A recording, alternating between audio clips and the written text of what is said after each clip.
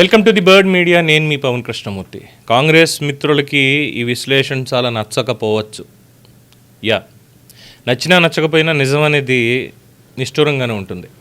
ఎందుకంటే మన పార్లమెంట్లో ఒక వ్యాఖ్య చేస్తూ ప్రధాని నరేంద్ర మోడీ చేతగాని వాడు చైనాకి ఇంత భూభాగాన్ని అప్పగించేశాడు, అది కూడా జనరల్ మనోజ్ ముకుంద్ నర్వాణే రాసినటువంటి పుస్తకం బట్టబయలు చేసింది దీంట్లో అని చెప్పి రాహుల్ గాంధీ పెద్ద స్టేట్మెంట్ ఇచ్చాడు. అందరికీ అర్థమైంది కదా ఏం చేశారో.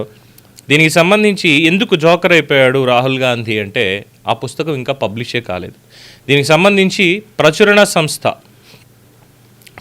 సంస్థ స్టేట్మెంట్ ఫ్రమ్ ద పబ్లిషర్ అని పెంగ్విన్ ఇండియా వాళ్ళు స్టేట్మెంట్ ఇచ్చారు. అ quick guide to how book publishing works at penguin random house India అని చెప్పి ఒకటి. And Penguin Random House India statement on 4 Stars of Destiny by General Manoj Mukund Narwane.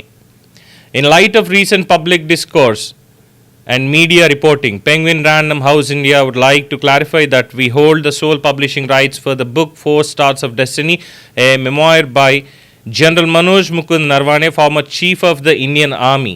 We wish to make it clear that the book has not gone into publication. No copies of the book in print or digital form have been published, distributed, sold or otherwise made available to the public by Penguin Random House India.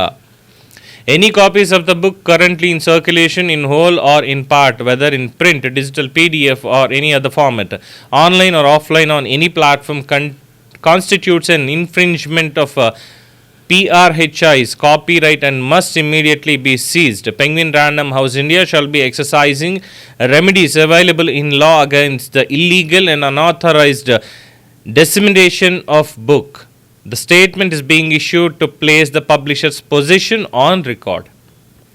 మేము ఇంకా పుస్తకమే print చేయలేదు, కనీసం దాని digital అంటే PDF copy, documented digital copy కూడా మేము బయటికి ఎక్కడ ఇవ్వలేదు అనేది వాళ్ళు చెప్తుంది. ఇవ్వకపోతే మరి రాహుల్ గాంధీ ఎక్కడి నుంచి చదివారు ఆ పుస్తకాన్ని? The four stars of destiny అనేది ఎక్కడ చదివారు? కల్లో చదివారా? పోనీ ఏమైనా ఆత్మ తీసుకెళ్ళి ఇచ్చిందంటే మేజర్ నర్వాణే ఇంకా బతికే ఉన్నారు, ఆయన ఏం చచ్చిపోలేదు. ఆయన చచ్చిపోయి రాహుల్ గాంధీ ఇలాగా చైనా వాళ్ళు మంది ఇలాగా 5,800 కిలోమీటర్ల భూభాగాన్ని మొత్తాన్ని కూడా ఇలా తీసుకెళ్ళిపోయారు వాళ్ళు మోడీ గారు ప్రధానమంత్రిగా ఉన్నప్పుడు. సో దాన్ని మీరు పార్లమెంట్లో మాట్లాడండి, నేను ఈ పుస్తకంలో రాశాను, నేను మీరు చూడండి అని చెప్పి ఏమైనా కల్లోకి వచ్చి చెప్పిందా? ఆయన బతికే ఉన్నాడుగా, పోనీ అలా జరగడానికి వీల్లేదనుకుంటే మరి ఎక్కడి నుంచి వచ్చింది? పెంగ్విన్ హౌస్ నుంచి ఎవరన్నా దాని కాపీని రాహుల్ గాంధీకి పంపించారా? మరి ఆయన చేతిలో ఆ పుస్తకం ఎలా వచ్చింది అంటే జస్ట్ ఫ్యాబ్రికేటెడ్. పెంగ్విన్ హౌస్ వాళ్ళు మేము పబ్లిష్ చెయ్యలేదు అని చెప్పి స్టేట్మెంట్ వాళ్ళు ఇస్తుంటే రాహుల్ గాంధీ మాత్రం లేదు, పబ్లిష్ అయిపోయింది, పుస్తకం అవైలబుల్గా ఉంది, ఇదిగో చూడండి కావాలంటే అని చెప్పి చేతిలో పుస్తకాన్ని చూపిస్తున్నాడు ఆయన. మరి ఎవరిని నమ్మాలి ఇక్కడ? పబ్లిష్ అయితే ఈ పాటికి పబ్లిక్ అవైలబుల్గా ఉండేది ఖచ్చితంగా. ఆయన పుస్తకాన్ని, మెమోయిర్ని ఆయన రిలీజ్ చేసుకోవడానికి ఒక సమావేశం పెట్టి చాలామందిని పిలిచి ఉండేవాడు.